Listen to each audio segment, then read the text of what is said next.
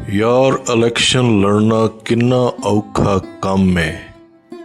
तौबा तौबा ਐਵੇਂ दिन विच किन्नी वारी कमियां ते मजदूरां दे नाल हथ मिलाना, जफ्फी पाना, कोल बिठाना।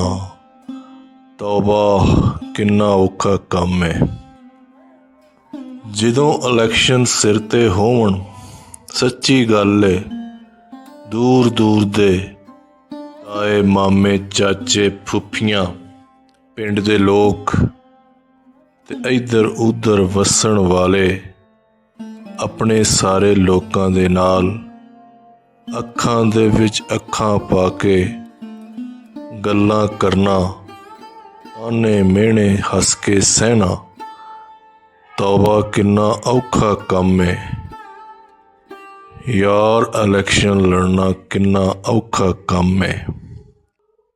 जलसे दे विच एक दूजे ते लफ्ज़ां दे नाल चिक्कड़ सुटना, एक दूजे दी इज्जत लुटना, जिस दे उत्ते चिक्कड़ सुटना फिर उसे नाल रल के बहना।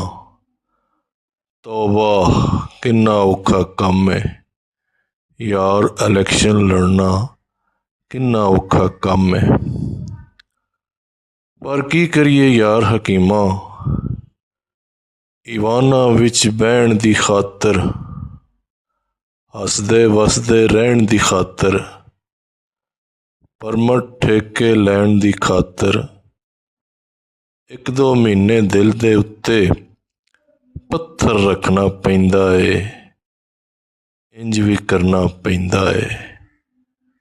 तौबा किन्ना औखा काम है। यार इलेक्शन लड़ना किन्ना औखा काम है।